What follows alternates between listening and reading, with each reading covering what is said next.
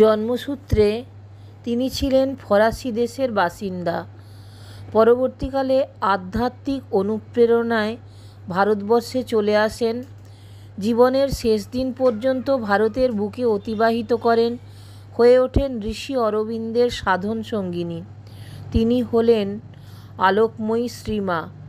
তার জীবনকথা নানা অলৌকিক কাহিনীতে ভরা। তার অলৌকিকত্ব সম্পর্কে মন্তব্য করতে গিয়ে শ্রী অরবিন্দ বলেছেন, তিনি এক স্বর্ণ সেতু, অপূর্ব অনল, পরম অজানার। তিনি এক প্রজ্বলন্ত শিখা, গভীর অন্তরে নীরবতার। তিনি এক মহাশক্তি। এইভাবে আলোকময়ী মার চারিত্রিক বৈশিষ্ট্য ফুটে উঠেছে। ফরাসি দেশের রাজধানী প্যারিসে এক সম্ভ্রান্ত বিত্তবান পরিবারে মীরা আলফাসারের জন্ম হয়। তার বাবা ছিলেন একজন ব্যাংক মালিক। শ্রীমা কিন্তু তার ফেলে আসা জীবনের কাহিনী শোনাতে খুব একটা উৎসাহী ছিলেন না। বেশিরভাগ ক্ষেত্রেই তিনি নীরবতা গ্রহণ করেছেন। তবে আমরা জানি তার জীবন প্রথম থেকেই ছিল অলৌকিক মহিমায় ভরা। সেই জীবনের সব ঘটনা আমরা বুদ্ধির দ্বারা ব্যাখ্যা করতে পারি না। তবে 4 বছর বয়স থেকেই তিনি যোগব্যায়ামে অভ্যস্ত হয়ে ওঠেন। তার জন্য একটা ছোট্ট চেয়ার কেনা হয়েছিল। সেই চেয়ারে বসলেই তিনি কেমন যেন ভাবতন্ময়ী হয়ে যেতেন। মনে হতো তার মাথার ভেতরে একটা আলোক শিখার প্রজ্বলন ঘটে গেছে। 12 বছর বয়সেই শ্রীমা প্যারিসের কাছাকাছি একটি অরণ্যের ভেতরে প্রায়ই বেড়াতে যেতেন। 2000 বছরের পুরনো গাছ আছে সেই অরণ্যের মধ্যে। সেই গাছের তলায় বসে তিনি বাহ্যশূন্য হয়ে যেতেন। ঘন্টার পর ঘন্টা ধ্যানের মধ্যে কেটে যেত। 20 শতকের গোড়ার দিকে তিনি উত্তর আফ্রিকার আলজেরিয়াতে গিয়েছিলেন। সেখানে ক্লেমসান নামে একটি শহরে কিছুদিন থাকেন। সেখানে মাদার মসিয়ে তেও নামে এক তন্ত্রসাধকের কাছে গিয়েছিলেন। তার ইচ্ছা ছিল সেই ভদ্রলোকের কাছে গোপন শিক্ষা করবেন। এবার সেখানে একটা ভয়ঙ্কর ঘটনা ঘটে যায়। পথ চলতে চলতে বিষাক্ত এক গোক্র সাপের সামনে দাঁড়ালেন তিনি। এই সব সাপকে স্থানীয় ভাষায় নাগা বলা হয়ে থাকে। তখন কি উপায়? সামান্যতম নড়লেই সাপটি তাকে ছোবল দেবে। তিনি প্রচণ্ড ভয় পেয়েছিলেন। তারপর সাপের চোখের দিকে চোখ রেখে একদৃষ্টিতে চেয়ে থাকলেন। এভাবেই তিনি সাপটিকে বশীভূত করতে পেরেছিলেন। আলজেরিয়ার টেমসান শহরের একটি বাড়িতে তিনি থাকতেন। সঙ্গে তার একটি পিয়ানো ছিল। মধ্যরাতে ঘুম ভেঙে গেলে পিয়ানোতে সুর তুলতেন। তার মনে হতো চারপাশে ঘনীভূত নৈশব্দের মধ্যে পিয়ানোর মূর্ছনা যেন স্বর্গীয় সুর মাধুর্যের সৃষ্টি করেছে। টেমসান থেকে ফেরার সময় তেও তার সঙ্গে এলেন। জাহাজ এগিয়ে চলেছে। হঠাৎ প্রবল ঝড় উঠল। জাহাজের কেউ কেউ কান্নাকাটি শুরু করে দিলেন।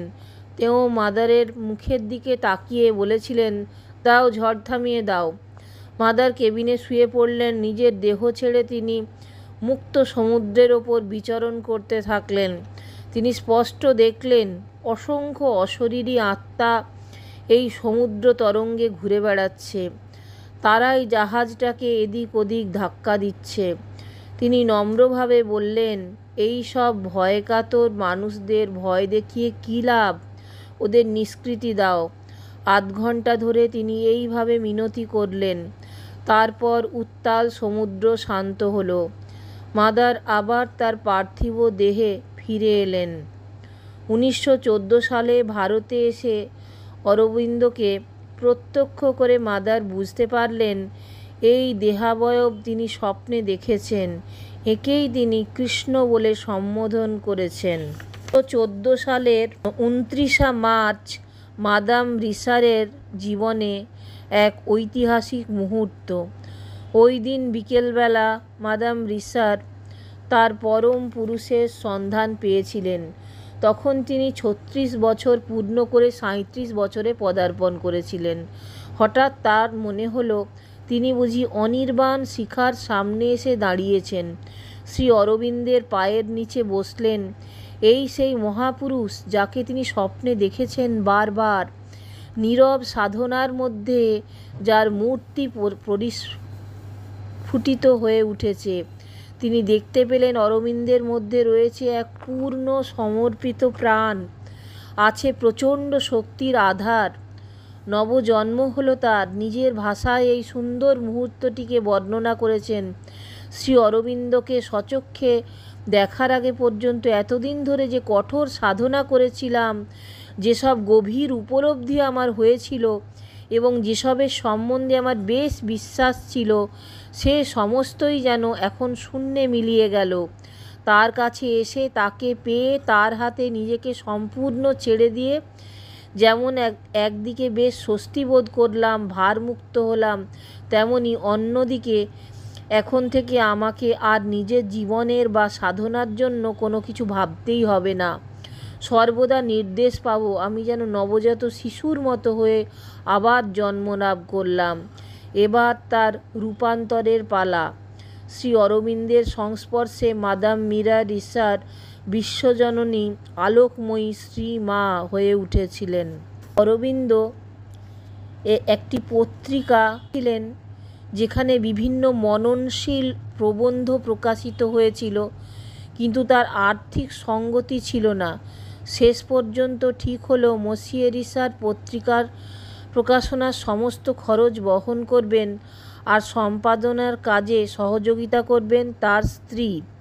পণ্ডিচেরিতে যখন এসেছিলেন সেই ফরাসি দম্পতি মসিয়ে পল রিসার এবং তার পত্নী মাদাম মীরা রিসার, অরবিন্দ এই পত্রিকার নাম দিয়েছিলেন আর্য। ঠিক হলো আগামী 15ই আগস্ট অরবিন্দ 42তম জন্মদিনে আর্যর আত্মপ্রকাশ হবে। এই পত্রিকার পাতায় অরবিন্দ 5 বছর ধরে লিখে চলেছিলেন। সেই লেখনীর মধ্যে দিয়ে আমরা একদিকে যেমন তার আধ্যাত্ম চেতনার গতি প্রকৃতি সম্পর্কে অনেক কথা জানতে পারলাম, তেমনি তার রাজনৈতিক প্রজ্ঞার কথাও প্রতিফলিত হলো। প্রথম 7টি সংখ্যা বেরোনোর পর ফরাসি সংস্করণ বন্ধ হয়ে যায়। বিশেষ কারণে রিসার দম্পতিকে তখন স্বদেশে ফিরে যেতে হয়েছিল। ইংরাজি আর্য চলতে থাকে। এর জন্য রিসার দম্পতিকে ধন্যবাদ দেওয়া উচিত। 1920 সালে শ্রী মা এলেন পণ্ডিচেরিতে, যোগ দিলেন শ্রী অরবিন্দের আধ্যাত্ম সাধনার সঙ্গে। তিনি সবসময় শ্রী অরবিন্দের দিকে নজর রাখতেন, আর অরবিন্দ তখন গভীর গোপন সাধনায় মগ্ন হয়েছেন। 1923 সালের 15ই আগস্ট শ্রী অরবিন্দ অতি মানসের প্রাথমিক উপলব্ধি লাভ করেন। তারপর 1926 সালের 24শে নভেম্বর পূর্ণ সিদ্ধি লাভ করলেন।